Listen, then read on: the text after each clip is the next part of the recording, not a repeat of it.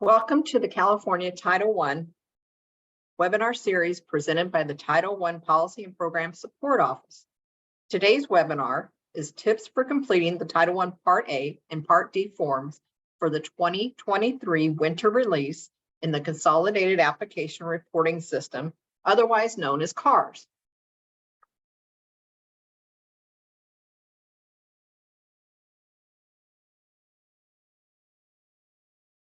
Let me start off with introducing our Title I Policy and Program and Support team. Carrie Lopes, our Education Administrator, Miguel Cordova, Education Programs Consultant, Teracity Corapassi, our Office Technician, myself, Sherry Davis, Education Programs Consultant, Rena DeRose, Education Programs Consultant, Sylvia Hanna, Education Programs Consultant, and Equitable Services State Ombudsman, Catherine Rogers, our Associate Government Program Analyst. The purpose of the presentation is to ensure that the LEAs understand the Title I Part A and Part D forms to be completed during the 2023 Consolidated Application and Reporting System, CARS, winter release. Please be aware that the published deadlines regarding the closing dates of all forms and that the CARS office will no longer be reopening any forms. In this presentation, we will share the instruction related to completing related forms and CARS during the 2023 winter release. Many individuals will refer to the CARS as CONAP, and we use these acronyms interchangeably throughout the presentation. We have included the names and contact information for the person responsible for questions related to the respective CARS or CONAP pages, forms, or reports. Please contact that individual for additional guidance and support.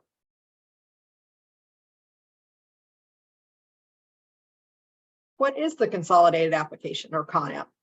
The CONAP application is a web-based system used by the California Department of Education, CDE, to distribute categorical funds from various federal programs to county offices, school districts, and direct funded charter schools throughout California. The CONAP is a two-part application, spring and winter release. Spring release for Title I Part A, spring release includes 3 individual forms to be completed.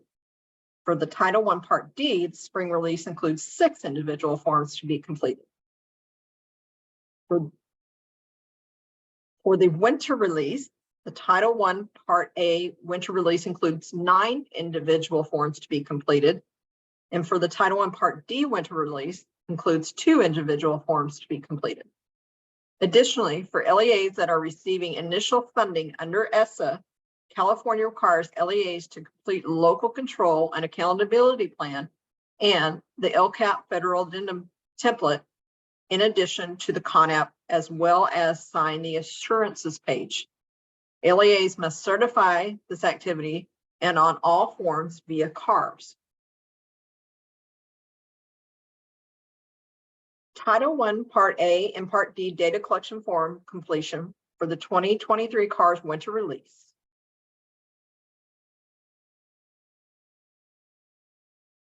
CARS winter release Title I Part D data collection forms will be the fiscal year 2021 for the Title I Part D Subpart 2 expenditure closeout and the fiscal year 22-23 Title I Part D Subpart 2 local educational agency LEA allocation and reservations. The Title I Part A data collection forms for the 2023 CARS winter release is the fiscal year 2019-20 Title I Part A LEA closeout report, 39 months. The fiscal year 2021 for Title I Part A LEA closeout report. The fiscal year 2021-22 Title I Part A LEA carryover. The fiscal year 22-23 Title I Part A nonprofit private school low income count. The Title I Part A nonprofit private school equitable services reservations. The Title I Part A LEA allocation reservations. The Title I Part A school student counts, and the Title I Part A school allocations. the Title I Part A notification of authorization of school-wide programs, or SWP. Title I Part D data collection forms, the 2023 CARS winter release. 2021 Title I Part D Subpart 2 expenditure closeout report.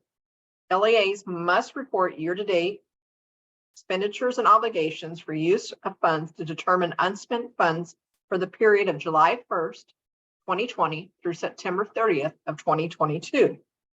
Within the next couple of slides will include explanations of each line item to be entered by the LEA or is already populated by the California Department of Education source data that is already reported and cannot be changed. 2021 Title I Part D Subpart 2 expenditure closeout report. The pre-populated areas are the 2021 Title I Part D Subpart 2 LEA allocation, the 2021 Title I Part D Subpart 2 total apportionment issued, and the transferred in amount. LEAs can find the pre-populated information for the 2021 Title I Part D Subpart 2 LEA allocation with the source data from the CDE's Title I Part A and D webpage that is found on https://fg/aa/ca/TITLEI.ASP. Displays are reported in the same fiscal year for the federal transferability data collection form.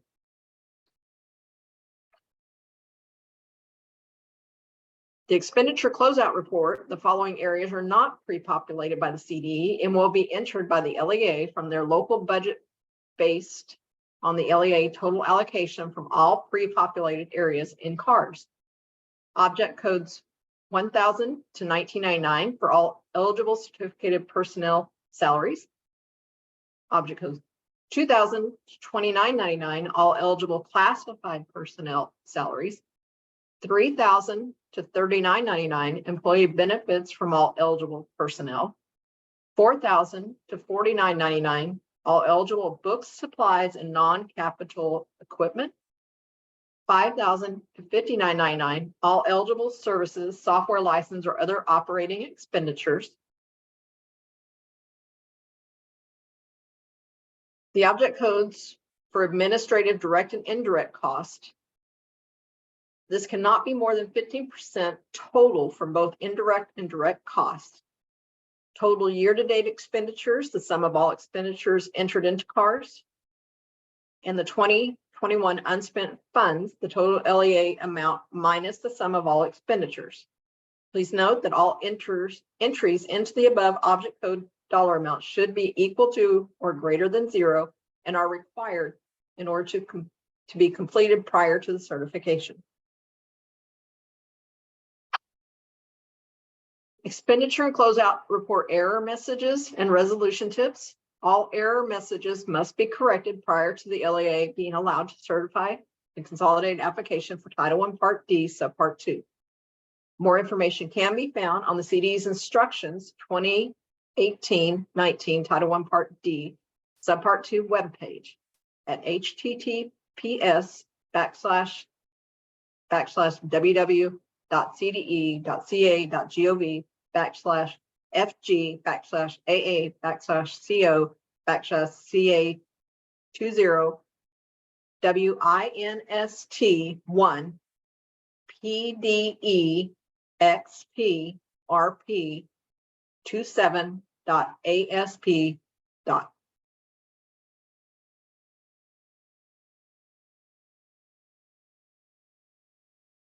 Message, closeout error message resolution tips.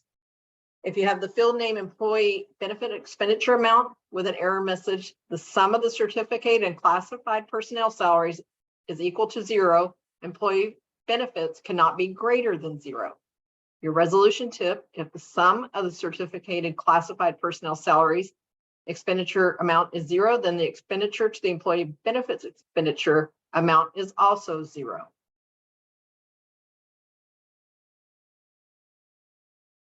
Field name for administrative and indirect cost amounts. The error message may state that the administrative and indirect costs are more than 15% of the total apportionment issued. Expenditures will be reviewed by the CDE program staff to determine reasonableness. Resolution. This is a warning only, ensures that the administrative and indirect cost amount is appropriate.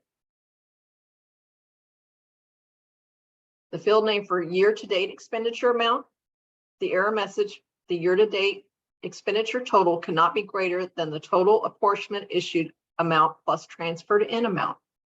Your resolution is to ensure that the sum of all expenditures is not greater than the total apportionment issued amount plus the transferred in amount.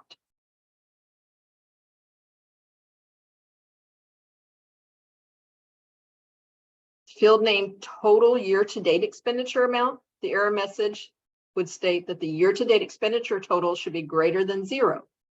The resolution is a warning only and ensuring that the expenditure amounts are appropriate. The Title I Part D Subpart 2 LEA allocation and reservations. The purpose of this page is to collect data that is used to calculate the total allocation amount available to the LEA for the Title I Part D Subpart 2 neglected, delinquent, and at-risk youth and report required reservations. The source data reporting page information can be found at the CDE's Title I Part A and Part D webpage at https://fg.cde.gov/FG/AA/CA/TITLEI.ASP. Period. Pre-populated areas of Title I Part D Subpart 2.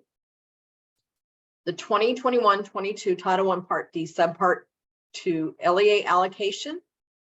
The 2021-22 allocation comes from the CD's Title I Part A and Part D webpage given to you on the previous slide. Transferred in amount. The data displays as reported in the same fiscal year from the Federal Transferability Data Collection Form. 2021-22 available allocation. This is the fiscal year FY 22-23 allocation plus any transferred in amount reported. Pre-populated areas of the Title I Part D Subpart 2 21-22 approved indirect cost rate, the ICR. Approved indirect cost rate source data comes from the CDE's ICR webpage at https://www.cde.ca.gov/FG/AC/IC/period. Indirect cost reservation. This is an optional field, and the field is pre-populated with the indirect cost reservation amount based on the ICR to the available allocation. The amount can be edited by the LEA. Final approval rates are posted on the CDE's ICR webpage at the previous link given. Administrative reservation, the optional field. The field is pre-populated with the amount of 15% maximum minus the pre-populated indirect cost reservation. The amount can be edited by the LEA. The pre-populated areas of Title I Part D Subpart 2 21-22 Title I Part D Subpart 2 adjusted allocation. The available allocation amount minus indirect cost reservation amount and the administrative reservation amount. The LEA will need to verify and certify the pre-populated information. If something is optional, then it can be edited, providing it does not exceed the allowable amounts. All error message must be corrected prior to the LEA being allowed to certify the CONAP for Title I Part D Subpart 2.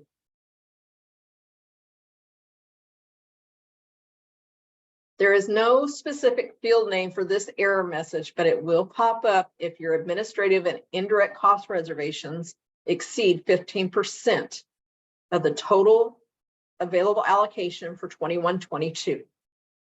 The resolution is to double check that the allowable cost rate percentage rate and the amount of the accurate based on the final list posted on the CDE webpage and allowable equals that percentage. Ensure the administrative cost does not exceed the maximum allowed percentage of 15% for both the indirect and administrative cost totals. The next field name is not specific, but it does refer to the administrative and indirect cost reservation that cannot be greater than the available allocation. Your resolution is the reservation amounts as needed if it occurs to reduce that amount. Field names is not specific, but the federal transferability must be certified before the submission. The certification does have a dependency. Certify the reference data collection forms before or at the same time as this form. If you have any questions, the Title I Part D data collection forms for the 2023 CARS winter release, please contact myself, Sherry Davis, Education Programs Consultant at sdavis@cde.ca.gov. We will continue with this presentation regarding the completing of the Title I Part A data collection forms. Our next presenter is Sylvia Hanna, Education Programs Consultant, Equitable Services State Ombudsman in the Title I Policy Program and Support Office. Hello, my name is Sylvia Hanna. I will be going over the 2022-23 Title I Part A Nonprofit Private School Low Income Count Data Collection Form, as well as the Title I Part A Private School and LEA Allocation and Reservation Forms. These three forms have a data dependency on each other. They should be completed in the order they are presented today. Poverty measurement for equitable services allocation is based on the number of low-income families attending a nonprofit private school, where an LEA shall have the final authority to calculate the number of children ages 5 through 17 who are from low-income families and attend private schools by either one of the following four methods. The first method is using the same measure of low income used to count public school children. In most LEAs, it is the free and reduced price lunch form. If the private school does not collect that data, then the second method is using the results of a survey that, to the extent possible, protects the identity of families of private school students and allowing such survey results to be extrapolated if complete actual data are unavailable, based on a representative sample from the survey. The third method is applying the low-income percentage of each participating public school attendance area to the number of private school children who reside in that school attendance area, known as proportionality. Or the fourth method is using an equated measure of low income correlated with the measure of low income used to count public school children, so long as the income threshold in both sources is generally the same. For example, an LEA uses free and reduced price lunch data, but private school children do not participate in that program. However, private school officials are able to provide an LEA with a count of children who are from low-income families using other comparable sources of poverty data, such as eligibility for means-tested tuition scholarship program. The Title I Part A Nonprofit Private School Low-Income Count form in the CARS winter release is pre-populated with enrollment numbers that are reported under penalty of perjury by each private school on its annual private school affidavit and does not affect the proportional share calculation. The form and the information filed in the private school affidavit is not verified, and the CDE takes no position as to its accuracy. It is expected that districts engaged in private school consultation verify the accuracy of student enrollment data if it is being used for the purpose of providing equitable services. The total participating nonprofit private school low income count is reported by the LEA in the Title I Part A nonprofit private school low income count form during the winter release of the CARS.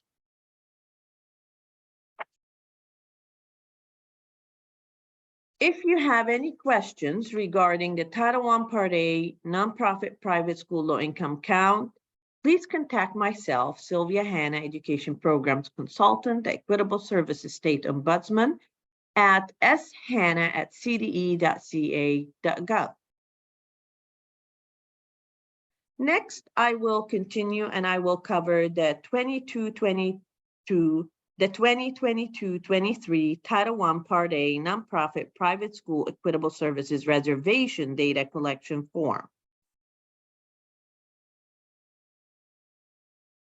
Expenditures for educational services and other benefits to eligible private school children shall be equal to the proportion of funds allocated to participating school attendance areas based on a number of children from low-income families who attend private schools. The low-income count reported in the previous form is used in a formula to calculate the equitable services allocation. The proportional share of funds shall be determined based on the total amount of funds received by the LEA prior to any allowable expenditures by the LEA. So the equitable services proportional share is calculated off the top of Title I Part A allocation, including any transferred in amounts from Title II or Title IV.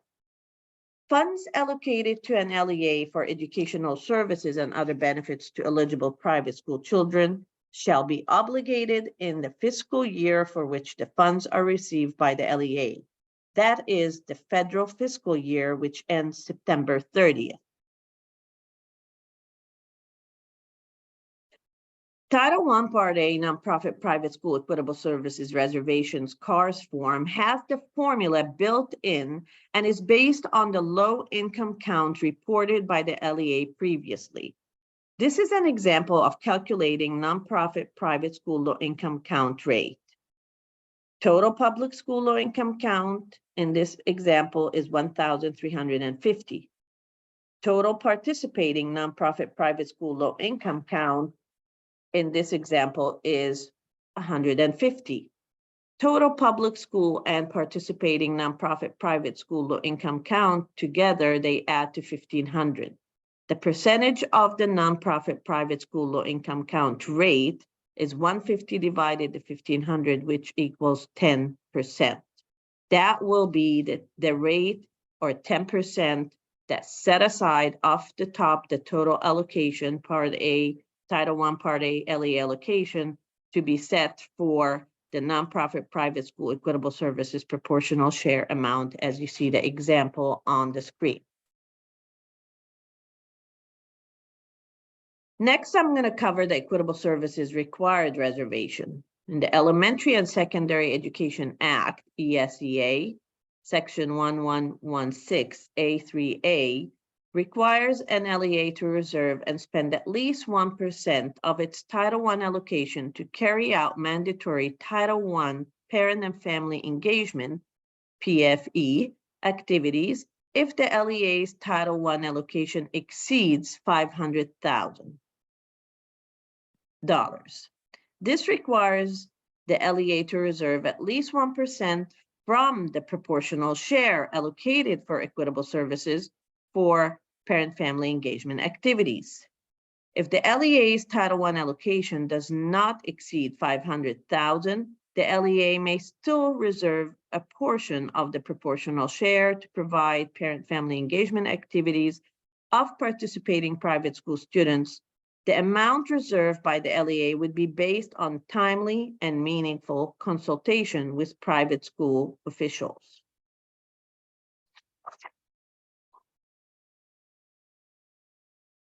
The equitable services authorize reservations where LEA officials must discuss indirect and admin costs with private school officials during consultation because these costs affect the amount of the proportional share that is available to provide Title I services to eligible students, their teachers, and their families. The LEA with an approved restricted indirect cost rate may apply that rate to the equitable services indirect and administrative costs. The administrative reservation plus the indirect cost may not exceed the 15% of the equitable services proportional share. The next section on the private school reservation form in CARS is the equitable services reservation summary. The equitable services reservation summary reflects the total equitable services proportional share minus the required and authorized reservation to equal the balance for direct student services. The required parent-family engagement reservation, the authorized administrative reservation plus the indirect cost, the amount available for student direct equitable services are given at the end of the form as the reservation summary. If you have any questions regarding the Title I Part A nonprofit private school equitable services allocations or reservations, please contact myself once again at shanna@cde.ca.gov. Next, I will go over the 2022-23 Title I Part A LEA allocation and reservations data collection form. The LEA Title I Part A allocation and reservations is the responsibility, the allocation, the U.S. Department of Education, ED, is responsible for the allocation of Title I funds to LEAs based on the federal poverty measure, which varies annually. The LEA's Title I Part A allocations are pre-populated in the Title I Part A LEA allocation and reservation form in the CARS. So you're going to see that it is pre-populated. Any transferred amount reported by the LEA will be added. And then a nonprofit private school equitable services proportional share from the previous form will also be pre-populated. And you will see a balance of the fiscal year and the available allocation for the public school programs. Title I Part A required reservations. The LEAs are required to reserve specific amounts of funds on identified programs, as well as have the discretion to reserve additional Title I Part A funds for other allowable activities. Under the Every Student Succeed Act, or ESSA, LEAs are required to reserve funds for parent and family engagement activities, for students who are in homeless situations and students who reside in local neglected and delinquent institutions. And I will go over these specific required reservations in the next few slides. The Title I Part A LEA allocation and reservation form in the CARS reflect the following required reservations as I shared, and I'm going to share which ones are pre-populated and which are entered or may be edited by the LEA. The total LEA parent-family engagement reservation is pre-populated, and which, if required, may be 1% based on the amount allocated to the LEA. The school parent-family engagement reservation is also pre-populated with the required 90% amount. It may be edited. The LEA parent-family engagement reservation, which is the remainder 10% of the LEA, may keep, and the LEA may keep for parent-family engagement at the LEA level or opt to allocate it back to schools. The local neglected institution reservation field, the local delinquent institution reservation field, the direct and indirect services to homeless children reservations. Now I will go over each one of these reservations in depth. LEAs are required to increase the reservations, are allowed are allowed to increase their reservations for parent-family engagement activities, both at the school and LEA level. The Title I Part A LEA allocation and reservations form in the CARS is designed to accommodate for this flexibility. So there's a minimum required, but they may increase that. If an LEA receives $500,000 or less in Title I Part A allocation in a fiscal year, the LEA is not required to reserve any specific amount of the Title I Part A funds for parent-family engagement activities. As mentioned before, the total LEA parent-family engagement field is pre-populated with 1% of the total LEA allocation after the deduction of the nonprofit private school equitable services proportional share. The amounts can be increased if the LEA chooses to reserve more than the minimum required 1%.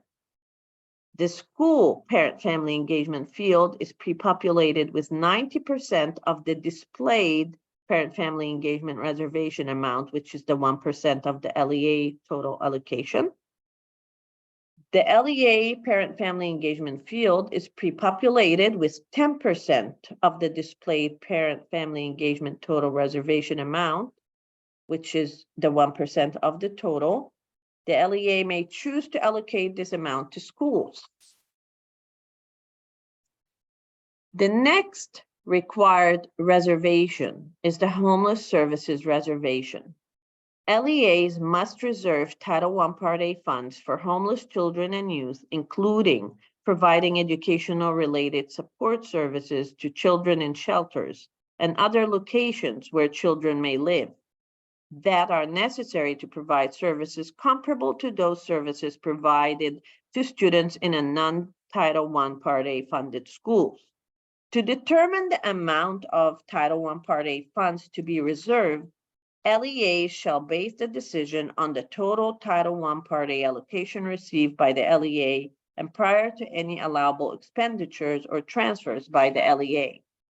There isn't a required formula or a specific percentage to reserve funds for homeless children and youth. Collaboration with the homeless liaison is recommended to determine what are the needs of the LEA's homeless students and the amounts of funds to be reserved. Next required reservation is the neglected and delinquent reservation. LEAs that receive Title I Part A funds must reserve funds for services to serve all children to ensure that they receive a high-quality education and to close the achievement gap in meeting the challenging state academic standards.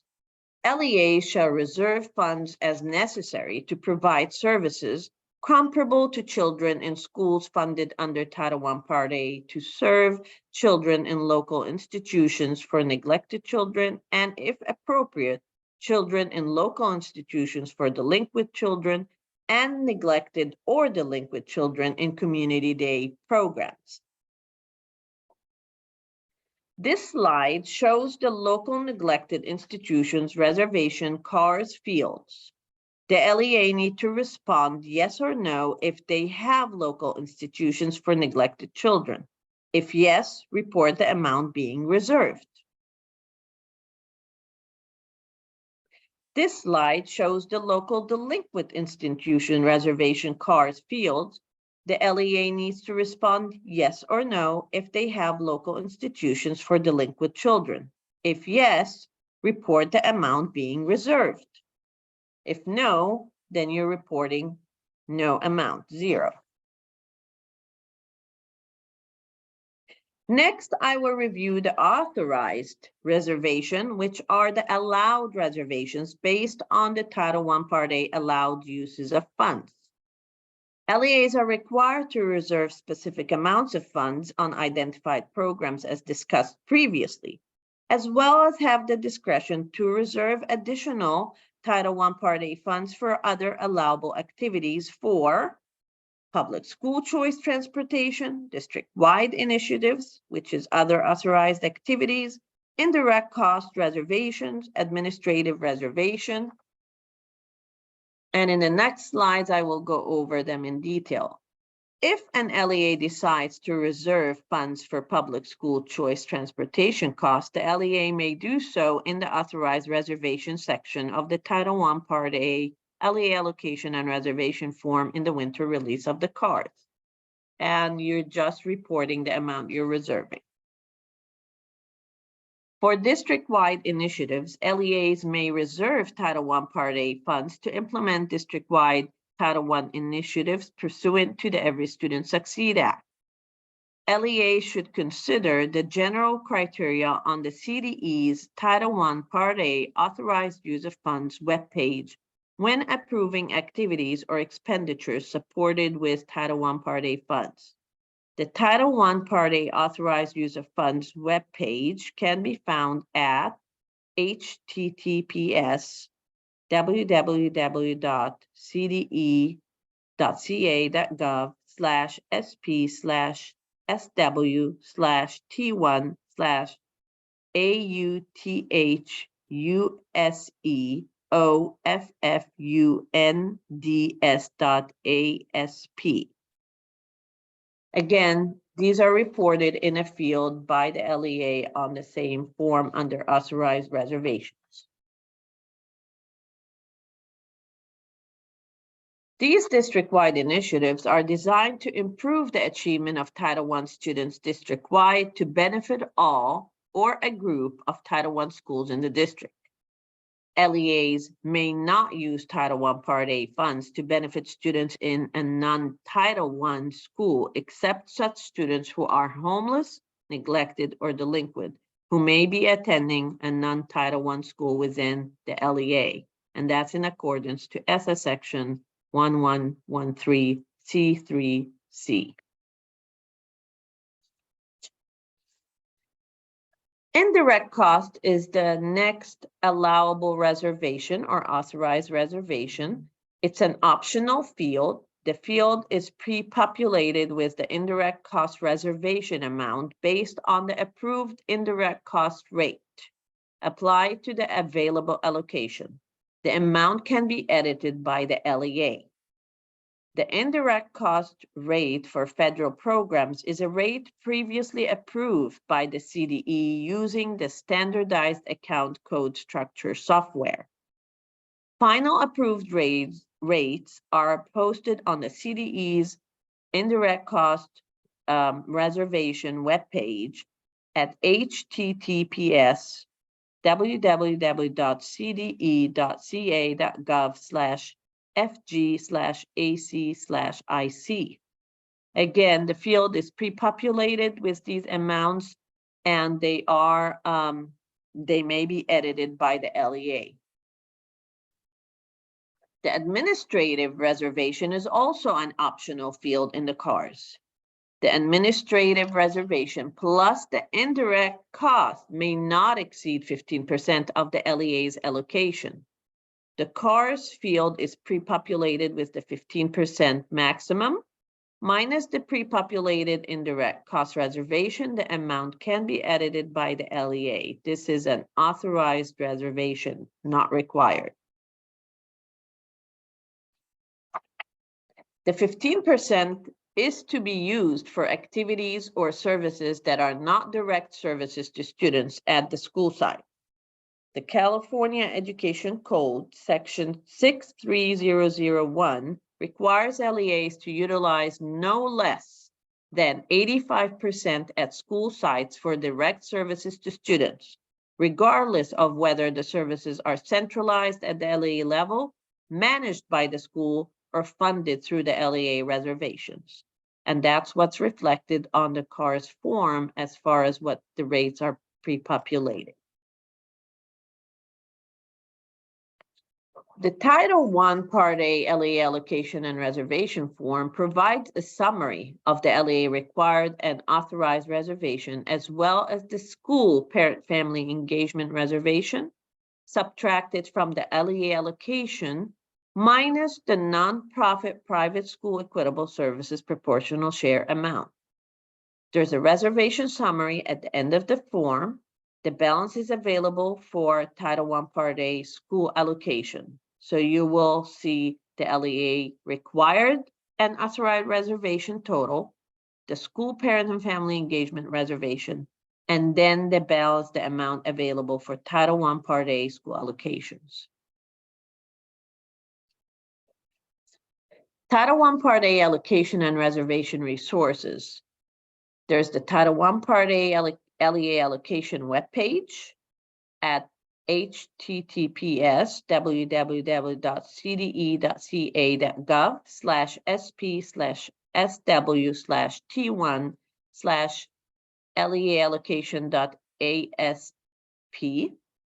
The Title I Part A reservations webpage at https://www.cde.ca.gov/sp/sw/t1/reservations.asp, and the instruction page, the Title I allocation reservation webpage, https://www.cde.ca.gov/fg/aa/co/ca20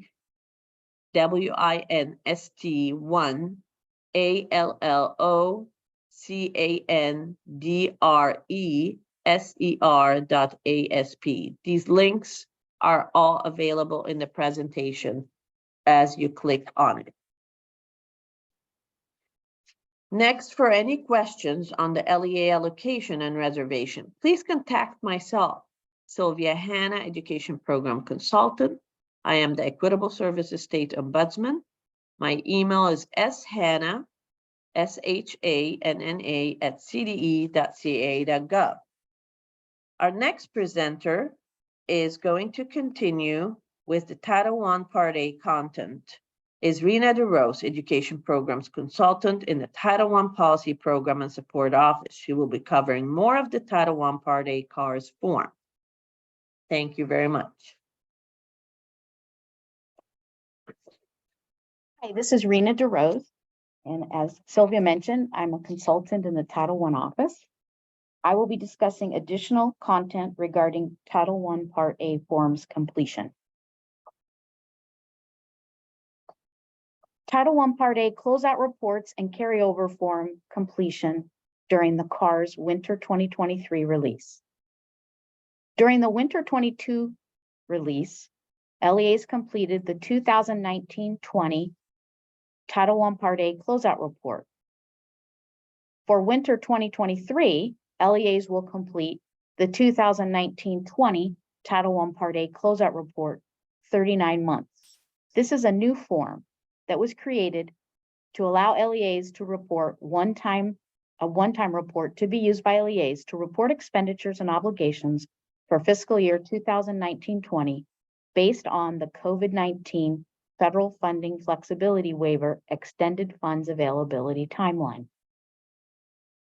LEAs will also complete the 2020-21 Title I Part A closeout report and the 2021-22 Title I Part A LEA carryover form.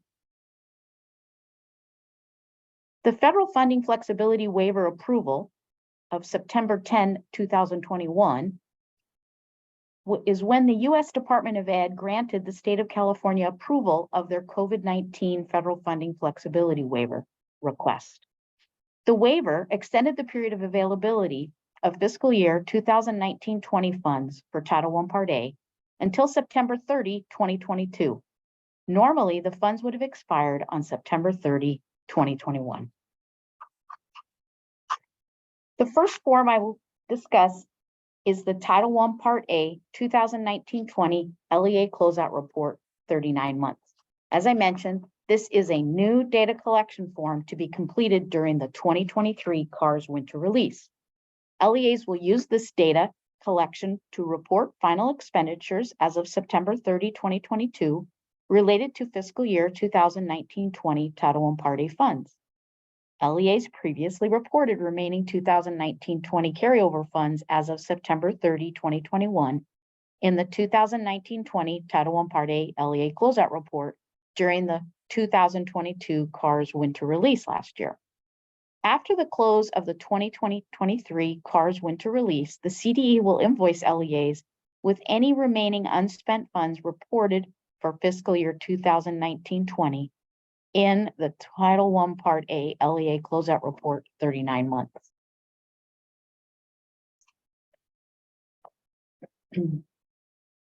Here is an example of what the Form 2019-20 Title I Part A LEA Closeout Report 39 months would look like if completed by an LEA during this winter release. As you will see, for 1920, the reported carryover section lists the Title I Part A LEA available allocation as $1,400,229, expenditures made through September 30 of 2021 of $1,317,570, and carryover as of September 30, 2021 in the amount of $82,659. Amount of funds CDE invoiced the LEA, if applicable, which we did not do any invoicing, so that is left as zero. And the adjusted carryover amount is $82,659. So during this winter release, when completing this form, the LEA will report all the expenditures made with 2019-20 funds as of September 30, 2022. And as this example shows, the LEA reported the full carryover amount as expended of the $82,659. This includes liquidation of obligations not later than 90 days after September 30, 2022. So the amount of unspent funds to be invoiced by the CDE is zero in this example. The LEA expended the entire 2019-20 allocation for Title I as of September 30, 2022. Additional instructions for completing the 2019-20 Title I Part A LEA Closeout Report, 39 months, are available under the subsection titled Training and User Documents on the CDE's CARS webpage. The webpage is https://www.cde.ca.gov/fg/aa/co/cars.asp. Additional information is available on the CDE's Title I Part A Closeout webpage also, and that is available on the CDE website as well. https://www.cde.ca.gov/sp/sw/t1/closeout.asp. Now we'll discuss the Title I Part A 2020-2021 LEA Closeout Report. The LEA completes the Title I Part A Closeout Report in the CARS during the winter release. The LEAs that reported a carryover amount in the 2020-2021 Title I Part A LEA carryover form during the 2022 CARS winter release must report expenditures and obligations related to that carryover amount to ensure that the fiscal year 2021 Title I Part A funds, including funds for nonprofit private school equitable services proportional share, parent-family engagement, local neglected and or delinquent institutions, and direct and indirect services to homeless students, were spent by September 30 of 2022. LEAs enter the amount of 2020-21 expenditures as of September 30, 2022. After the close of the 22-23 winter CARS release, the CDE will invoice LEAs with remaining unspent funds reported for fiscal year 2020-21. The 2020-21 Title I Part A LEA Closeout Report example, LEA reports unspent funds. In the form, there is a place where the 2020-21 reported carryover is listed as of September 30, 2021, and this example uses a figure of $39,896. For 2021, the LEA reported final expenditures as of September 30, 2022, which included liquidation of obligations not later than 90 days after September 30, 2022, in the amount of $35,973.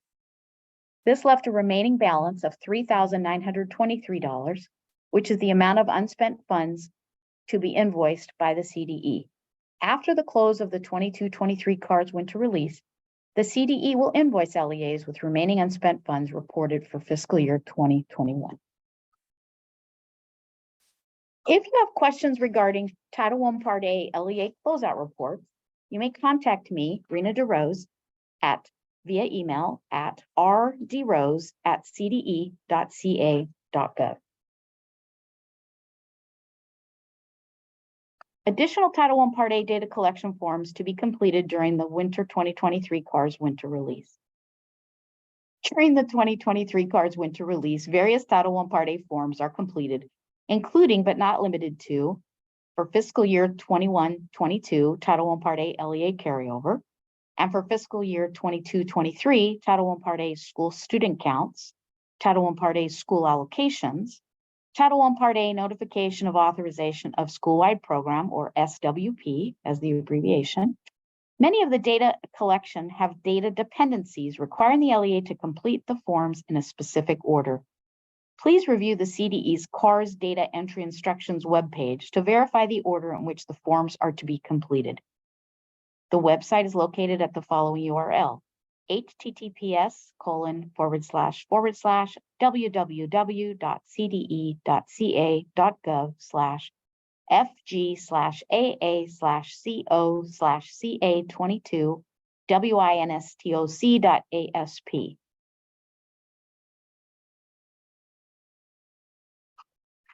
Now we're going to discuss the Title I Part A 21-22 LEA carryover data collection form. To begin with, let's talk about the Title I Part A LEA carryover limitation. The General Education Provisions Act, Section 421B1, and the ESSA, Section 1127A state, not more than 15% of the funds allocated to an LEA for any fiscal year, but not including funds received through any reallocation, may remain available for obligation and expenditure for one additional year. The carryover period for unspent Title I Part A funds begins on October 1. The federal fiscal year ends September 30. LEAs are authorized to carry over 15% or less of the Title I Part A funds to the succeeding fiscal year without applying for a waiver. The Title I Part A LEA carryover limit exclusion. The 15% carryover limitation does not apply if the LEA Title I Part A allocation, including funds transferred in from other federal education programs, is less than $50,000 for the fiscal year. The percentage limitation is applied to the amount of Title I Part A funds allocated to the LEA, plus any funds the LEA transfers into Title I Part A from other ESEA programs. Elementary and Secondary Education Act is what ESEA stands for. Title I Part A funds period of availability. An LEA is entitled to access Title I Part A funds for a full 15-month period until September 30, before the limitation on carryover funds applies. September 30, again, is the end of the federal fiscal year, which is why LEAs have a full 15-month period. LEAs receive the Title I Part A LEA allocation during the funding year, which is approximately July 1 through September 30, 15 months. Then the carryover period begins on October 1 through the subsequent year, September 30, for one additional year, and it's a 12-month period. Title I Part A funds allocation period of availability for fiscal year 22-23. This is an example I'd like to review with you. On the screen shows 3 columns of information. The first column is titled Total LEA Allocation for fiscal year 22-23 in the amount of $1,500,000. The next middle column, titled Minimum Amount of Funds an LEA Must Expend or Obligate between July 1, 2022 and September 30, 2023, is $1,275,000, or 85%, which is the allowable proportion that must be expended. The amount of funds an LEA may carry over then and expend or obligate between October 1 of 2023 and September 30 of 2024 is no more than $225,000, or 15%. Again, the allowable carryover is 15% or less of the LEA allocation. LEAs must obligate funds during the 27 months extending from July 1 of the fiscal year for which the funds were appropriated through September 30 of the succeeding second fiscal year. This maximum period includes a 15-month period of initial availability plus a 12-month period of carryover. The ESSA limits the amount of time Title I funds may be carried over, and the amount of the carryover cannot exceed 15%.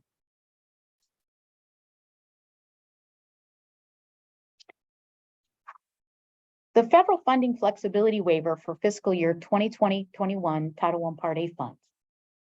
The federal funding flexibility waiver approved September 2021 by the U.S. Department of Education allowed the LEA to request to carry over more than 15% of fiscal year 2020-21 funds, even if the LEA received a carryover waiver from the CDE for fiscal year 2018-19 and or fiscal year 2019-20.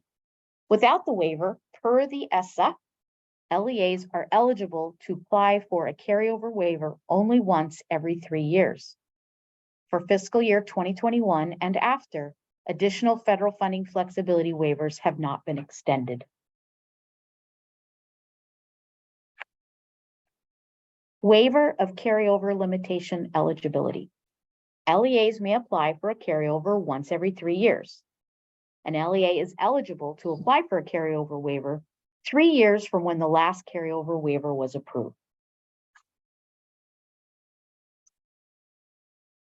I provided a sample of a waiver of carryover limitation eligibility timeline. There are 2 columns. The first column on the left is titled waiver status. The second column on the right is titled fiscal year. If a waiver for carryover was approved in fiscal year 2020-21, the LEA would not be eligible to apply for a carryover waiver for fiscal year 2021-22 and 2022-23. The next time an LEA would be eligible to apply for a carryover waiver would be fiscal year 2023-24. Again, LEAs may apply for a carryover waiver only once every 3 years. The 21-22 Title I Part A LEA carryover form completion instructions follow. LEAs complete the 21-22 Title I Part A LEA carryover data collection form to report fiscal year expenditures to determine 2021-22 Title I Part A unspent funds and compliance with the availability period. Once the amount of expenditures and obligations is entered into the Title I Part A LEA carryover form and the form is saved, the system calculates the carryover dollar amount and percentage, if any, by subtracting the expenditures and obligations from the available allocation, which includes any funds transferred in. During the CARS Winter 23 release, the LEAs complete the fiscal year 2021-22 Title I Part A LEA carryover form to report expenditures and obligations made through September 30 of 2022. Now we're going to talk about allowable carryover versus excess carryover funds. Allowable carryover funds are unspent Title I Part A funds from the prior fiscal year at or below the allowable 15% of the LEA total allocation for a fiscal year. The LEA may carry over up to the allowable 15% each and every year, without applying for a carryover waiver. Excess carryover funds, on the other hand, are unspent Title I Part A funds from the prior fiscal year above the allowable 15% amount. If eligible, again, if eligible, the LEA would apply for a carryover waiver if the LEA has funds above the allowable 15%. The 21-22 Title I Part A LEA carryover form.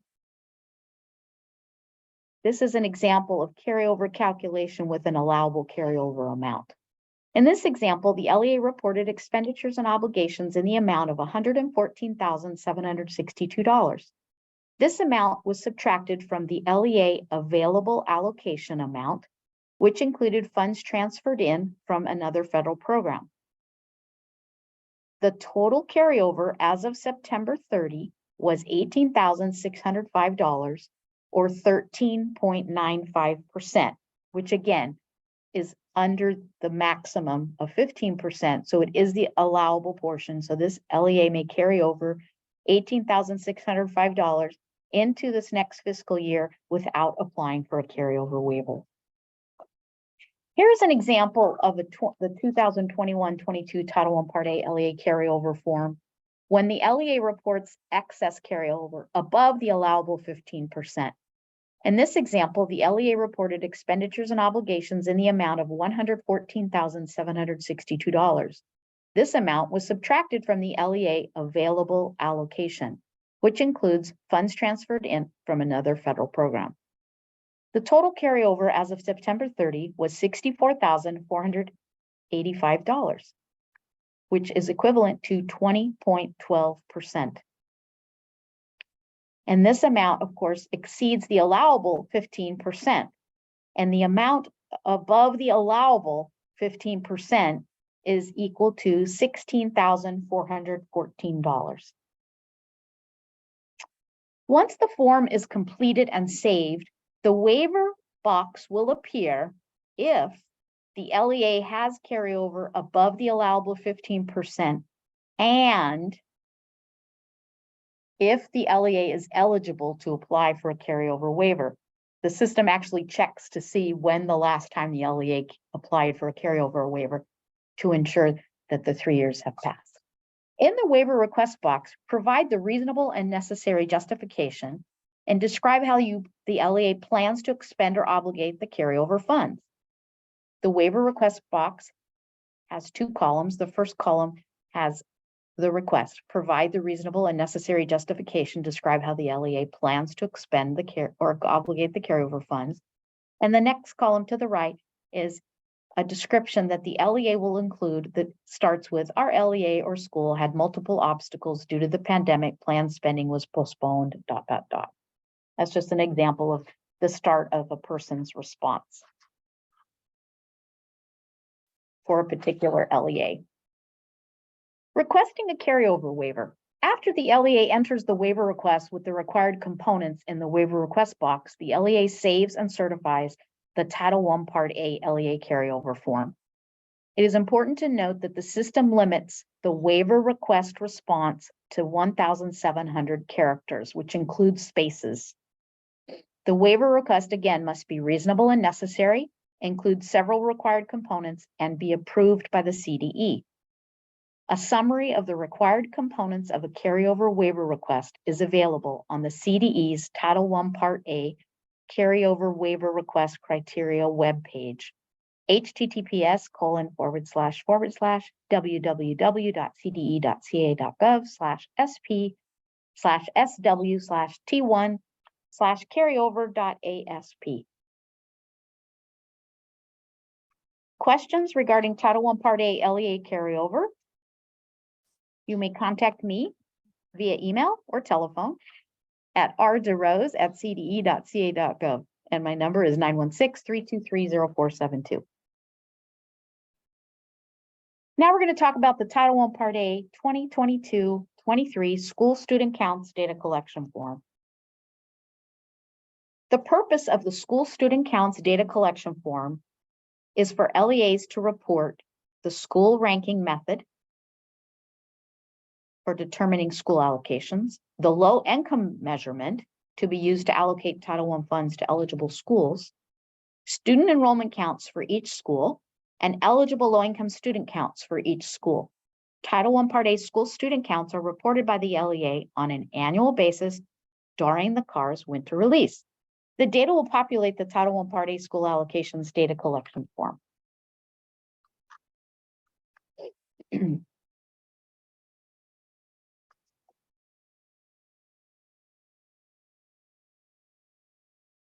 The Title I Part A school student counts data collection form includes pre-populated data. The source data for school name, school code, low grade offered, and high grade offered is pre-populated from the California Department of Education County District School (CDS) codes database as reflected on the California School Directory web-based application webpage. The URL is https://www.cde.ca.gov/school directory. The school level student data, student enrollment, and eligible low-income student counts data is pre-populated with prior year certified data from the California Longitudinal Pupil Achievement Data System, also known as CalPADS, from the Fall 1 submission report that LEA submitted to the CDE. On the school student counts form, there is an example here of a portion of the fields that appear on the form, which include the school name, the school code, the low grade offered, high grade offered, grade span group, student enrollment count, and eligible low-income student counts. The LEA may use prior or current fiscal year school level student data to determine school allocations. The LEA may manually enter fiscal year school level student data in place of prior year data. And it's very important that records are maintained to verify any revisions made to pre-populated data. Again, LEAs may use prior fiscal year data, which is what is pre-populated in the form, or current fiscal year data. And I'll be providing instructions on how to obtain those data sets. Prior year school level student data. Pre-populated school level student data fields in the Title I Part A school student counts data collection form include student enrollment counts, which includes all students, which is in the second column from the right of the form. In the last column on the right of the form is a column heading eligible low-income student counts. The data that has been pre-populated in the eligible low-income student counts field for each school only includes students ages 5 to 17. However, LEAs may manually update the data to include all eligible low-income students, depending on the low-income measure selected to determine school allocations. I will provide additional instructions in the upcoming slides. Step 1 of completing the school student counts data collection form is selecting the school ranking option. Each LEA will select a school ranking option, indicating how they will serve their schools highest to lowest in rank order, either within the LEA or by grade span group. After serving all schools with a low income percent above 75%, the LEA may serve eligible schools in rank order, either within the LEA or in rank order by grade span group. It's important to note that the ranking selection made only impacts schools with a low income percent below 75. In addition, this selection impacts the order in which schools are displayed in the Title I Part A school allocations form.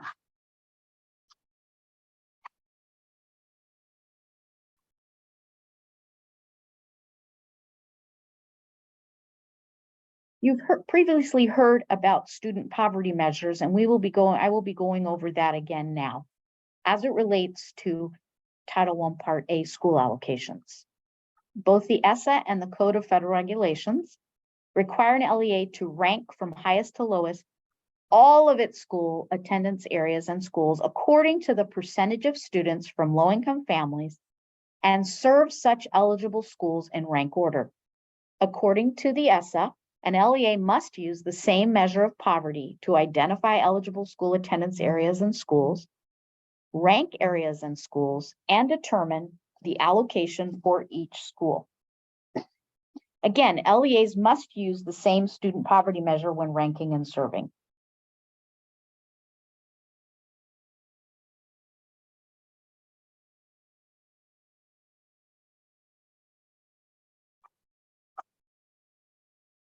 Student poverty measures. According to the ESSA, the LEA shall use the same measure of poverty. Which measure of poverty shall be one of the following? There are 5. The number of children eligible for free or reduced price meals, FRPM is the acronym, under the Richard B. Russell National School Lunch Act. The number of children and families receiving assistance under the state program funded under Part A of Title IV of the Social Security Act, SSI. The number of children eligible to receive medical assistance under the Medicaid program. The number of children aged 5 through 17 in poverty counted in the most recent census data approved by the Secretary, or a composite of such indicators.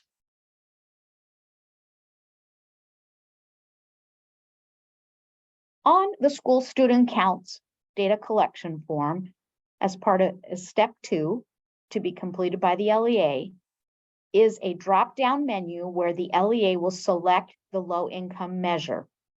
As you can see on the slide, the 5 low-income measures I just discussed, the abbreviations for them in that order appear on the previous slide. So FRPM, SSI, Medicaid, Census, and Composite. The low-income measure selected is used by the LEA to allocate Title I funds to schools. Again, in the screenshot, a box surrounds the list of low-income measures. Each LEA selects the appropriate low-income measure from the drop-down list. Step 2 continued from the previous slide. If the LEA selects a low-income measure of composite, then a comment field will display. The LEA is required to enter a comment that provides an explanation detailing how the student count is derived.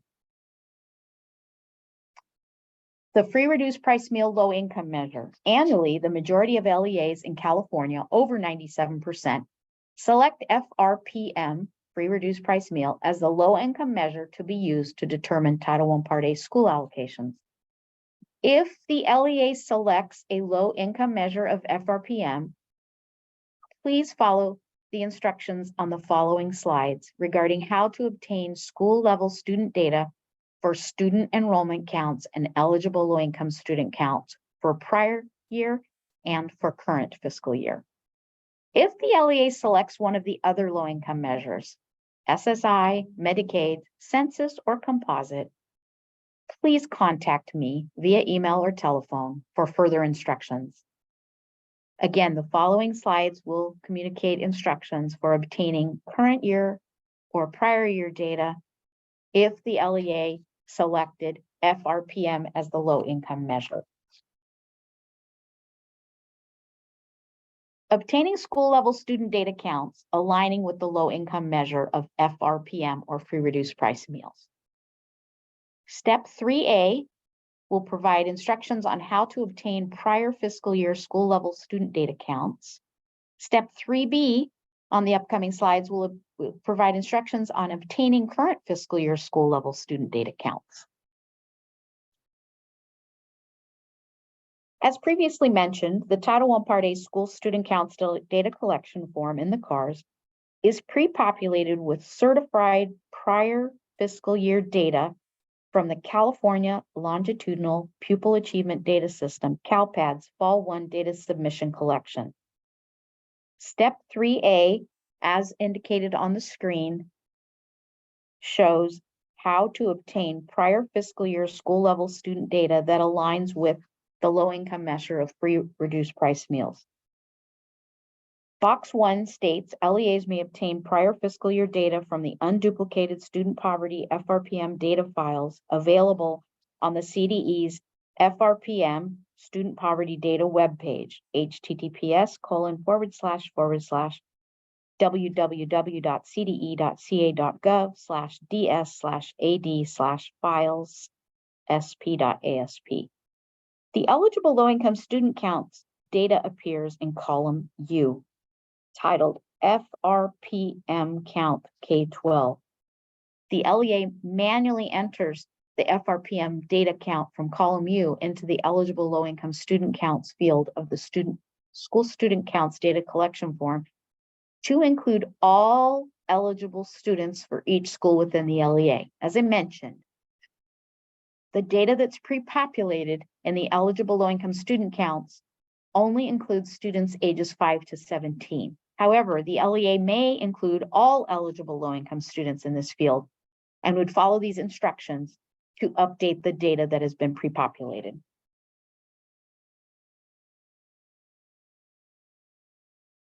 Again, the LEA may view data for prior fiscal years in the CalPADS unduplicated eligible free reduced price meal count data files located on the CDE's website, on the free or reduced price meal student poverty webpage.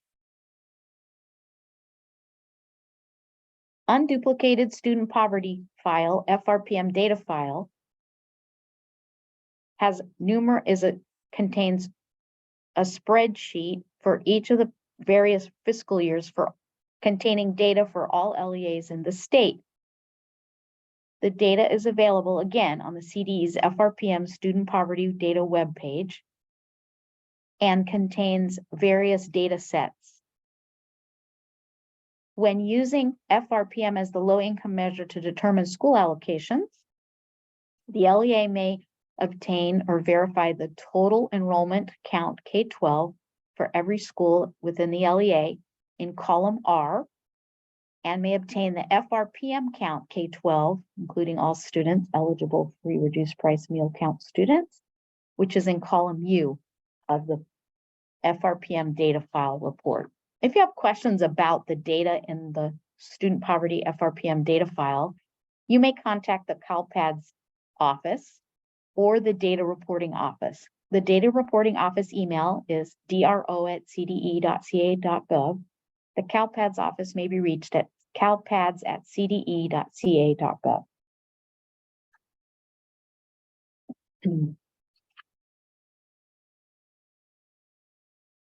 Step 3B includes instructions for obtaining current fiscal year school level student data, aligning with low income measure FRPM. Again, this is when an LEA has selected FRPM as the low income measure to be used to determine school allocation. The LEA may use current year data to determine Title I Part A school allocations. If the LEA selected FRPM as the low income measure to obtain current year fiscal year data, the LEA may run CalPADS Snapshot Report 1.1 as displayed in the flowchart. Step 3B will be used by the LEA to obtain current fiscal year school level student data, aligning with the low income measure FRPM. Again, LEAs may use this to obtain current fiscal year data. Box 1 indicates that LEAs may obtain current year data by running the following CalPADS Snapshot Report. CalPADS Snapshot Report 1.1.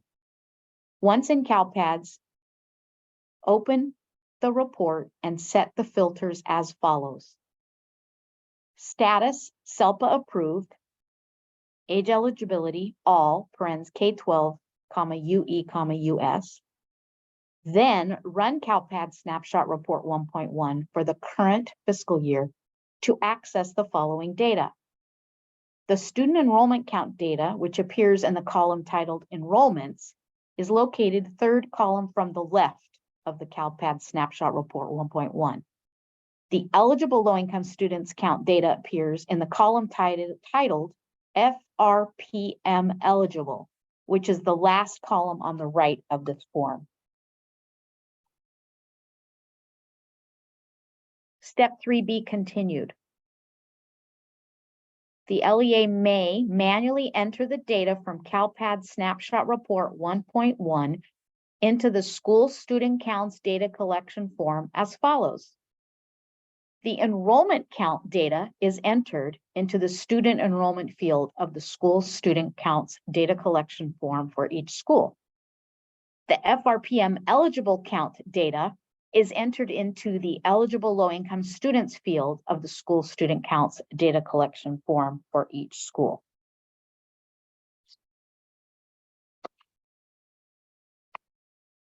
The CalPADS Snapshot Report 1.1 is titled Enrollment - Primary and Short-Term Enrollment Count by Subgroup, and it contains the following school-level student counts data. Student enrollment counts appear in the enrollment column, and eligible low-income student counts appear in the FRPM eligible column. Important. LEAs will run CalPADS Snapshot Report 1.1 instead of Report 1.17, which you've used in years past, to obtain current fiscal year school level student data for inclusion on the Title I Part A school student counts data collection form if the LEA intends to use current year data to determine school allocations. Many LEAs use prior year data to determine school allocations, but if your LEA uses current year data, the LEA would run CalPADS Snapshot Report 1.1. Additional information regarding using CalPADS Snapshot Report 1.1 instead of Report 1.17 is available in CalPADS Update Flash number 240 dated October 3rd, 2022, and it's available on the CDE website. Important. We have another update which continued from last year for LEAs with missing National School Lunch Program and SLP data. LEAs are encouraged to review the Ed Fact Sheet, U.S. Department of Ed Fact Sheet titled Successfully Implementing State Administered Programs in the ESEA, Elementary and Secondary Education Act, without complete National School Lunch Program data from school years 2021 and 21-22. The fact sheet is dated January 12th, 2022, and I encourage you to review the detailed information. It is available at https://OESE.ed.gov/files/2022/01/ed-USDA-fact-sheet-revised-1-12-2022.pdf. The guidance primarily extends existing flexibilities, allowing districts to account for any missing National School Lunch Program data from fiscal year 2020-21 or 21-22. In many cases, by using alternate options for within LEA or school allocations in fiscal year 22-23. This will be the last year LEAs will have this option. So again, please review the information on this fact sheet to determine its applicability to you. Some form of this alternate data can be used to determine eligibility and allocations for Title I Part A school allocations. The LEA may choose to manually enter the alternate data in place of the prior year data that's been pre-populated in the Title I Part A school student count form. Keep in mind that it's imperative that records are kept when any changes are made to pre-populated data. It is vital that you have the records to share with an auditor or a reviewer should you make adjustments to the data based on the flexibilities extended through the fact sheet described. CalPADS information and trainings. I've included a slide just to give you some information and links to various information related to LEA level CalPADS administrators. For more information, please review information on the following web pages. There's the CalPADS Update Flash number 240, which I previously mentioned, CalPADS Update Flash number 241, CalPADS Communications. And again, questions about the CalPADS data should be directed to the Data Reporting Office via email at dro@cde.ca.gov, and the CalPADS office email is calpads@cde.ca.gov. I've also provided a slide containing resources related to Title I Part A school student counts. We have a Title I Part A school student counts webpage on the CDE website, and the URL is provided. A Title I Part A school student counts data entry instructions, and these are for 21-22. There's a webpage containing these instructions for last year. An updated webpage will be posted to the CDE website once the instructions are finalized, and a link to the Ed fact sheet I referenced previously, and the URL is also listed. If you have questions about the Title I Part A school student counts, please contact me via email at rdurose@cde.ca.gov. Now we're going to talk about the 22-23 Title I Part A school allocations data collection form. We'll first start with discussing eligible school attendance areas. This part of the presentation will focus on Title I Part A school allocations, ranking and serving also referred to as funding. So you hear the term serving and funding used interchangeably throughout the presentation. After reserving funds as applicable, including funds for equitable services for private school students, their teachers and families, which was discussed earlier in the presentation, an LEA must allocate funds under this subpart to school attendance areas and schools identified as eligible and selected to participate under the Every Student Succeeds Act, or ESSA, in rank order on the basis of the total number of public school children from low-income families in each area or school. LEA shall allocate Title I Part A funds to eligible school attendance areas or eligible schools on the basis of the total number of students from low-income families in each area or school. School attendance area means in relation to a particular school, the geographical area in which students who are normally served by that school reside. Eligible school attendance area means a school attendance area in which the percentage of students from low-income families is at least as high as the percentage of students from low-income families served by the LEA as a whole. The basic and central concept of school allocations under the ESSA is that LEA shall allocate Title I Part A funds only to eligible school attendance areas or schools on the basis of the number of students from low-income families and the percentages of low income rather than any other factors, such as school type, program design. In other words, the allocation of Title I Part A funds are allocated solely based on the basis of poverty, not any other factors. Ranking and serving eligible school attendance areas. To determine the eligibility, ranking, and serving of each school attendance area, an LEA shall use the same student low-income measure for all school attendance areas in the LEA. When an LEA has insufficient funds to serve all eligible school attendance areas, the LEA shall rank annually without regard to grade spans the LEA's eligible schools in which the concentration of children from low-income families exceeds 75%. The schools would be ranked from highest to lowest according to the percentage of children from low-income families and serve eligible schools in rank order. Again, when LEAs completed the school student counts data collection form in the CARS, the LEA selected the low-income measure being used by the LEA to allocate funds. Also, for those LEAs with an average low-income percentage above 75, only those schools with a low-income percent above the LEA average are required to be served. For example, if the LEA has a low-income percent at 90%, the LEA is only required to serve those schools at or above 90% of the LEA low-income average. Again, when an LEA does not have enough funds to serve all eligible schools or school attendance areas, the LEA shall rank schools based on the low-income count and serve all schools, first of all, above 75%.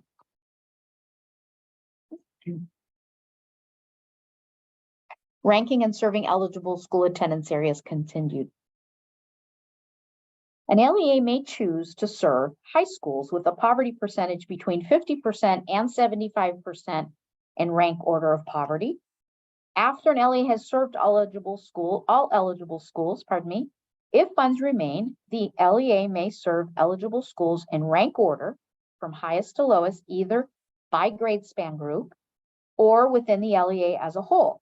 In other words, after an LEA has served all eligible schools, if funds remain, the LEA may serve lower ranked schools from highest to lowest, either by grade span or for the entire LEA without regard to grade span.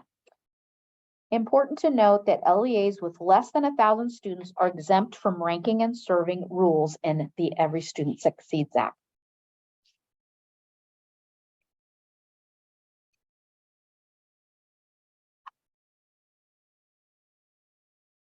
Title I Part A school allocations data collection form in the CARS.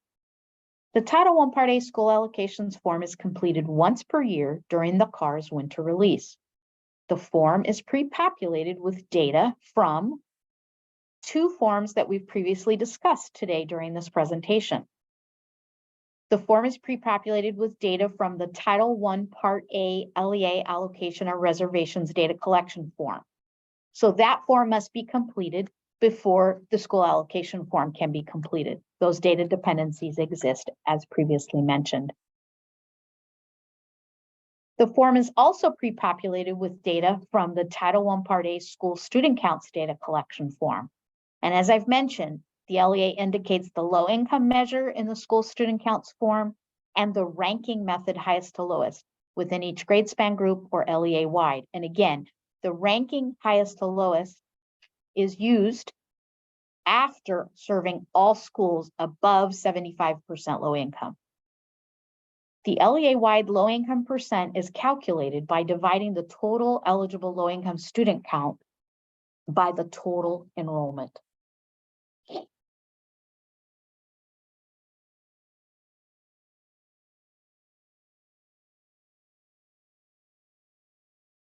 In the school allocation form, a school is flagged as eligible, which is indicated with a Y for yes in the eligible column, if the school's low income percent is equal to or greater than the LEA-wide low income percent, or if the school is a grade span group 3 with a low income percent equal to or greater than 50%. If an LEA meets the small LEA criteria noted in the small LEA exemption section, the field will display with an asterisk because the requirements of ranking and serving do not apply for small LEAs. The top section of the form includes data from school student count and Title I Part A LEA allocation or reservations forms, as I've mentioned. LEAs will make the selection in school student counts regarding ranking and serving, as I've previously mentioned. The top part after the contact information lists the allowable discretion codes, and immediately after that is where the low income measure pre-populated from school student counts will appear.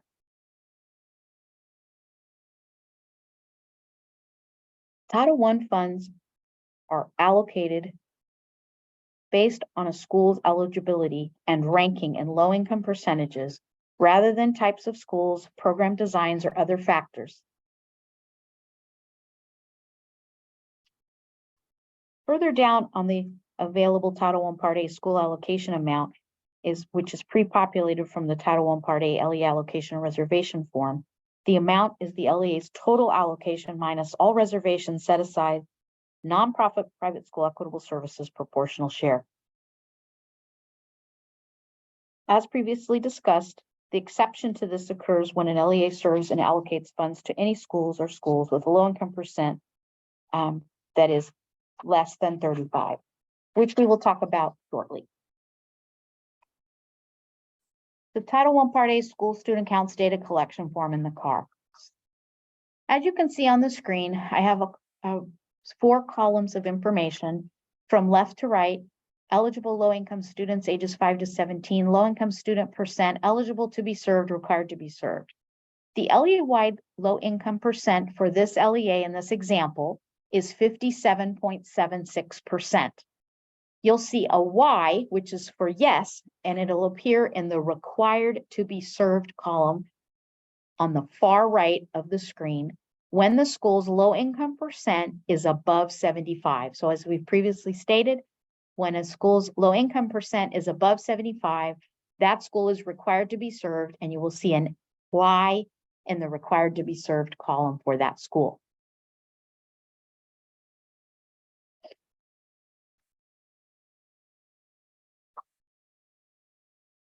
LEAs can exercise discretions if the LEA decides to serve otherwise ineligible schools or school attendance areas. An LEA may designate as eligible and serve any school attendance area or school with a student low income percentage below the LEA average low income percent, in which at least 35% of the children are from low income families. Again, ESSA allows for discretions to be used for LEAs who would like to serve otherwise ineligible school attendance areas or schools if the LEA believes it is the best way to address low achievement and promote student success. So again, if the LEA chooses to serve a school or allocate Title I funds to a school with a low income percent below the LEA average, but above 35%, the LEA may use discretion code A to fund or serve that school. To serve an ineligible school that has a discretion plan waiver on file with ED, the LEA would use discretion code D. To our knowledge, there are no schools in California that have a desegregation plan waiver on file with the U.S. Department of Education at this time. So we don't see any LEAs using discretion code D. Discretion code E is used in CARS to designate and serve a school attendance area or school that is not eligible, but that was eligible and served in the preceding fiscal year. But that discretion code E may only be used to fund that school for one additional fiscal year only. LEAs may use discretion code F by calculating an estimate of the number of students in low-income families in the secondary school by applying the average percentage of students in low-income families of the school attendance areas that feed into the secondary school to the number of students enrolled in such school. If the LEA uses this discretion, the LEA shall conduct outreach to their secondary schools and receive approval from the majority of those schools to use such a measure.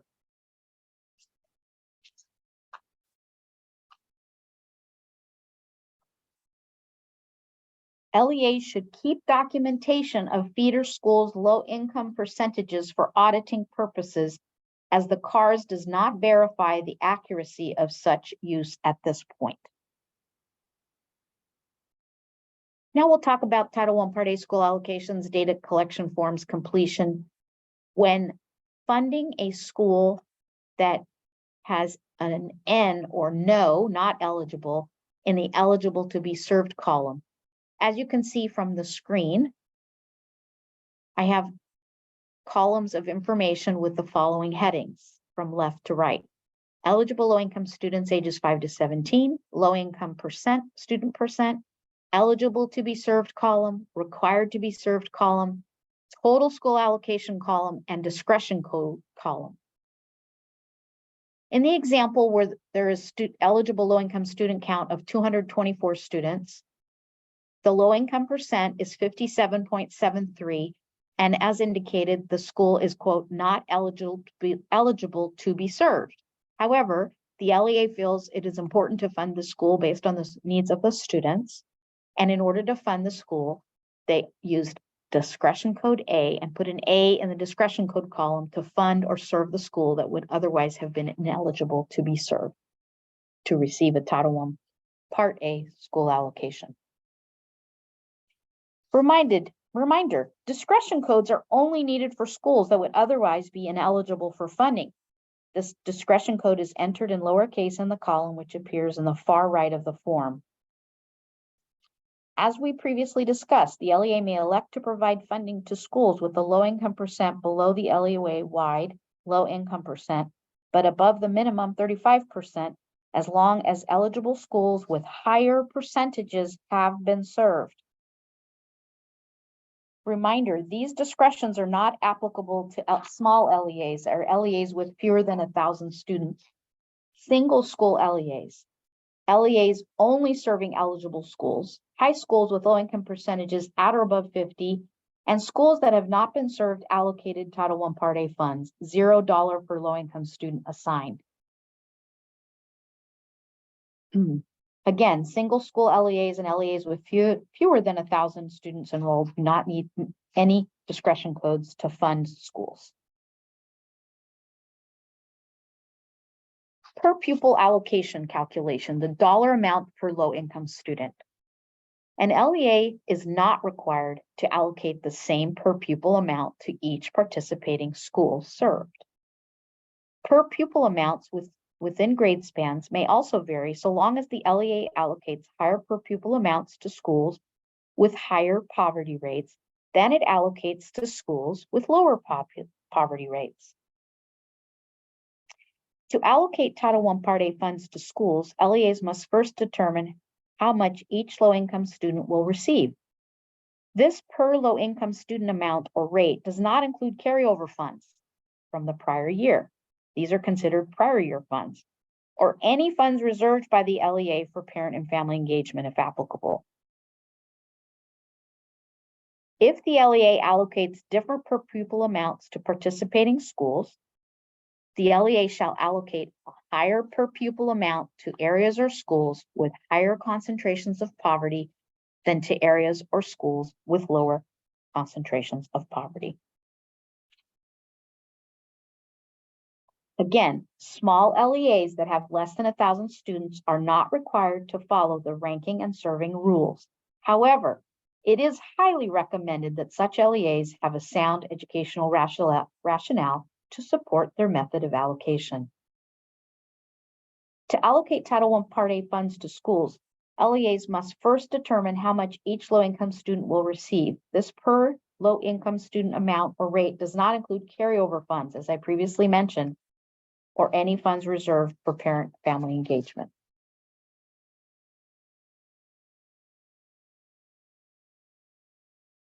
To calculate the per pupil allocation, the LEA will divide the available allocation amount by the total number of eligible low-income students in the LEA. Again, the available Title I Part A school allocation amount is pre-populated in the school allocations form from the LEA allocation and reservations form in CARS. I have 3 columns of information on the screen: eligible low-income students, dollar per low-income student, and Title I Part A school allocation. The available allocation in this example, $221,654, is divided by the total number of eligible low-income students within the LEA to determine their per pupil allocation. When determining the dollar per low-income student amount or rate, LEAs may use the same or different amount or rate as long as LEAs give a higher per low-income student amount or rate to an eligible school attendance area or a school that has a higher low-income percentage. LEA should keep in mind that the purpose of Title I Part A funding is to enable students, especially those who are most at risk, to meet the state's challenging student academic standards. Therefore, the per low-income student amount or rate must be large enough to provide a reasonable assurance that the school can operate a Title I program of sufficient quality to achieve that purpose. 125% special rule for LEAs serving schools below 35% low income. Every time an LEA serves a school with a low income percentage below 35, the per pupil amount of funds allocated to each eligible school attendance area or eligible school shall be at least 125% of the per pupil amount of funds the LEA received for that year. The LEA must calculate the 125% per pupil amount before it reserves any funds using the poverty measure selected by the LEA. And this is based on requirements in ESSA and the Code of Federal Regulations. In other words, the LEA's allocation per low-income child is based on the LEA's total allocation, not the available allocation, the total allocation before any reservations, and then that number is divided by the number of low-income children in the LEA, as determined by the poverty measure selected by the LEA. The 125% rule applies regardless of whether an LEA only serves schools below 35% poverty or serves schools with poverty rates that are at or above 35% and also serve schools that are at or below 35%. The intent of the statute is to ensure that schools are able to implement a viable program to meet students' needs.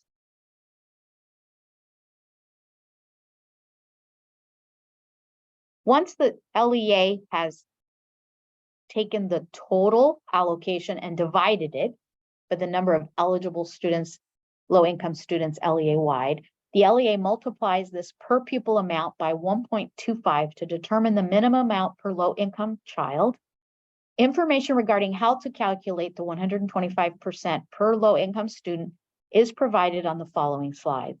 Again, an LEA that only serves school attendance areas or schools in which the percentage of low-income students is 35% or greater is not required to allocate a per pupil amount of at least 125%. To calculate the per pupil allocation with the 125% rule, again, divide the total LEA allocation amount from the LEA allocation or reservation form by the total number of eligible low-income students in the LEA. And these columns of data will appear in the school allocations form. The eligible low-income student column where the student data counts will appear, the dollar per low income that you'll be allocating, and the Title I Part A school allocation, which will automatically be calculated based on that data.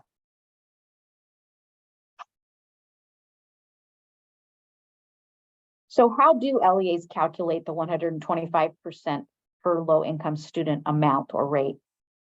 To calculate a 125% per pupil amount, the LEA must first calculate the 100% per low-income student amount rate. To do so, the LEA will take the total LEA allocation of $1 million in this example.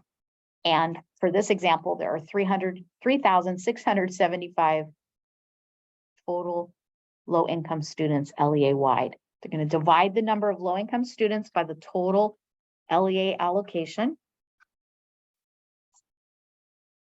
$1 million divided by 3,675 students, which equals $272.11.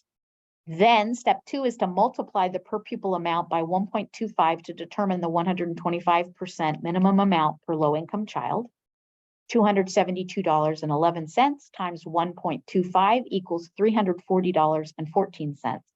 Step 3, apply this minimum 125% per low-income student amount to allocate funds to each school being served. Now we're going to talk about Title I Part A school allocation and the carryover amount column that appears on the form. Unspent Title I Part A carryover funds at or below the allowable 15% from the prior fiscal year remain available for obligation by the LEA for one additional fiscal year, as we've previously discussed. The LEA may allocate remaining carryover funds to eligible schools. In the Title I Part A school allocations form, the LEA may report carryover funds as allocated to eligible schools up to the allowable 15% carryover amount only. Excess carryover above the allowable 15% is not reported in the carryover column of the Title I Part A school allocations form. So as you can see from this slide, there are 4 columns of information: Title I Part A or TIA school allocation amount, the 2020-21 carryover amount column, the parent and family engagement column, and the total school allocation column. So LEAs may report as allocated the up to the allowable carryover amount to individual schools. The school must be eligible to receive carryover funds. The LEA may also indicate the amount of the parent family engagement allocation on the, excuse me, in the column adjacent to that to the right. The parent family engagement reservation, which has been pre-populated in the form, is based on the amount of the LEA reserved and reported in the Title I Part A LEA allocation and reservations form.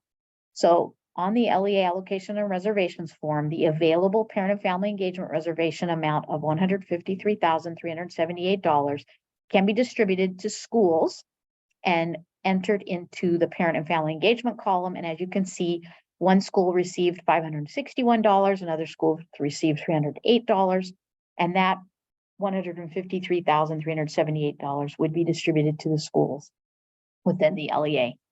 If you have questions about Title I Part A parent family engagement, please send an email to title1parentengagement@cde.ca.gov. On the screen, I've also provided a list of resources for Title I Part A school allocation. We have a Title I Part A school allocations webpage, which I'm in the process of updating, Title I Part A school allocations data entry instructions for 21-22, and Title I Part A authorized use of funds webpage, really helpful webpage that contains criteria for determining if the funds may be used, Title I funds may be used for a particular activity. If you have questions regarding Title I Part A school allocations, you may contact me via email at rderose@cde.ca.gov. The next part of the presentation discusses the 2022-23 Title I Part A notification of authorization of school-wide program data collection form.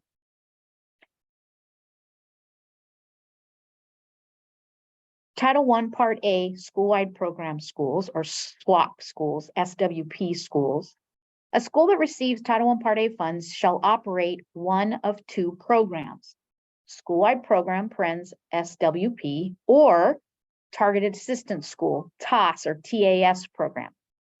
The purpose of a SWAP is to improve academic achievement throughout a school so that all students, particularly the lowest achieving students, demonstrate proficiency on the state's academic standards. The improved achievement is to result from improving the entire educational program of the school. Important to note, eligible schools are not required to operate the school-wide program and may choose to remain as a targeted assistance school program. Again, eligible schools are not required to operate the school-wide program and may choose to remain as a targeted assistance school. A school that receives Title I Part A funds is by default a targeted assistance school. Additional information is located on the CDE's Title I Part A TAS or Targeted Assistance School webpage at https://www.cde.ca.gov/sp/sw/t1/tasinfo.asp. A school may operate a SWAP or a school-wide program if the school's LEA determines that the school serves an eligible attendance area or is a participating school under ESSA Section 1113.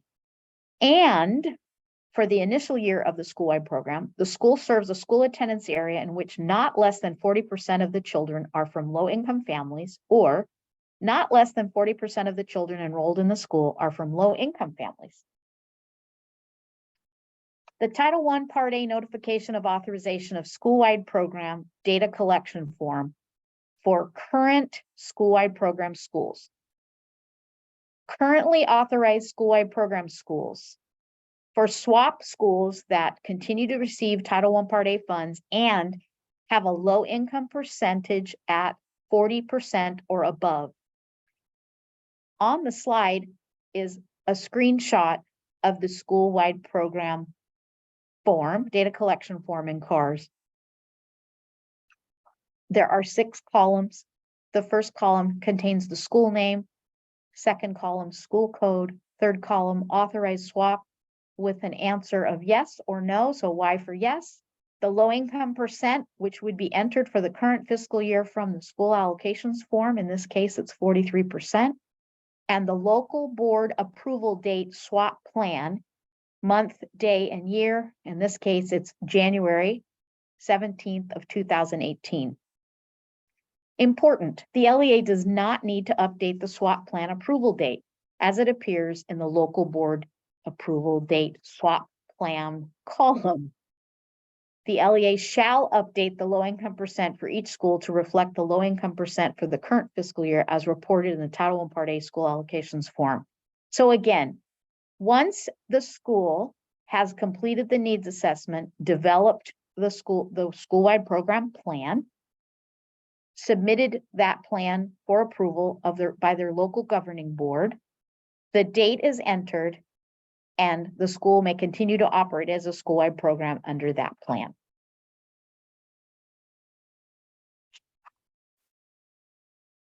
For currently authorized school-wide program schools, continued. For SWAP schools with a low income percent that has fallen below the 40% student low income threshold, the LEA must submit to the local governing board a swap or school-wide program plan waiver to receive approval to continue to operate as a school-wide program school, and an updated school-wide program plan. The LEA must enter the low-income percent in the column titled low-income percent. In this example, it's 39%. It is an authorized school-wide program, but as you can see, the school submitted the swap waiver for local board approval, and then submitted an updated swap plan for local board approval. The swap waiver has to be approved by the local board before the swap plan can be approved. As you can see from this example, it was approved on the same day. So when submitting this to the board, the swap waiver would have to be approved first, and then the swap plan could be approved. And again, it can be the same day, but the swap waiver has to be approved first. So it has to appear earlier on the board agenda as an agenda item before the swap plan. For swap schools that have fallen below the 40% threshold, the LEA must update the low income percent field, the local board approval date swap waiver field, and the local board approval date swap plan field. Again, the swap waiver must be approved on or before June 30th of the current fiscal year in order for the school to continue to operate as a swap school. The swap waiver must be approved by the local governing board on or before the date the swap plan is approved by the board. As was mentioned at the beginning of the presentation, the deadlines posted with regard to close dates for each form in the CARS of the winter release are hard close dates and the CARS office will not be opening any new forms. The exception to that is the school-wide program schools form. It will not close on the same date as the rest of the forms in the winter release. So LEAs will have time to enter their approval date if the swap waiver is approved on June 30th or sooner for the fiscal year in order to operate as a school-wide program. For newly authorized school-wide program schools, for schools that meet the 40% student low-income threshold, the LEA will enter the low-income percent as reported in the school allocations report and the local board approval date of the approved school-wide program plan in the respective fields. I have arrows pointing to the low-income percent column where 43% appears, and the local board approval date swap plan or school-wide program plan date. Newly authorized swap schools that do not meet 40% student low income threshold, but would like to become a school-wide program school, the LEA may enter the low income percentage, which in this case is 32%, so it's below the required 40. Then the LEA must enter the date that the local governing board approved the school's swap waiver in order to operate a school-wide program with less than 40% low-income student count, and a swap plan. And as I mentioned, the date of the swap waiver has to precede the swap plan date, or it has to be the same date, and the swap waiver has to be approved first. A school planning to operate as a school-wide program school must conduct a comprehensive needs assessment of the entire school, develop a school-wide program plan, which is developed during a one-year period unless the LEA determines, in consultation with the school, that less time is needed to develop and implement the school-wide program, and obtain the local governing board approval of the school-wide program plan. For detailed information regarding the swap plan development, please visit the CDE's Title I Part A School-wide Program Plan webpage at https://www.cde.ca.gov/sp/sw/T1/school-wide-programs.asp.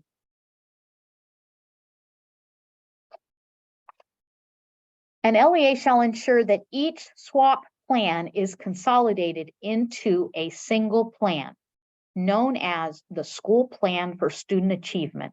The acronym is SIPSA, SPSA. The single plan shall be developed and approved by the School Site Council, and according to Ed Code, California Education Code. All of the required components of the school-wide program plan are in Appendix A of the SIPSA, SPSA, School Plan for Student Achievement. The SIPSA template, while is not required to be used, is available on the CDE website at https://www.cde.ca.gov/re/lc/documents/SPSA template 2019 updated.docx. Information regarding the SIPSA is located on the CDE's Local Control and Accountability Plan, otherwise known as the LCAP webpage. The URL is https://www.cde.ca.gov/re/lc. Please contact the staff of the local agency system support office via email at lcff@cde.ca.gov with questions regarding the SIPSA, SPSA, or School Plan for Student Achievement. If you have questions regarding Title I Part A notification of authorization of school-wide program, please contact me, Rena DeRose, via email at rderose@cde.ca.gov. And just as a reminder, please be aware that the published deadlines and closing dates of each of the forms during the CARS Winter 23 release, once opened, are hard deadlines, and the CARS office will not be reopening any forms after those hard deadlines and published close dates. We welcome you to stay in touch with us. We have set up a Title I listserv here at the CDE. To be among the first to receive important announcements and learn about upcoming workshops, we encourage you to sign up for the California Department of Education Title I listserv by sending a blank email message to join-title-1@mlist.cde.ca.gov. We send out announcements periodically. We will not overwhelm your email with too many notices, however. I'd like to take this opportunity to thank you so much for listening to our recorded webinar. On behalf of Sherry Davis, Sylvia Hanna, and myself, we thank you for your time. Please reach out to us individually if you have questions about the respective portions of our presentation today. And on behalf of the Title I Policy Program and Support Office of the Student Achievement and Support Division of the California Department of Education, we thank you again for your time, wish you continued success, and please reach out to us if you need additional support. Thank you again.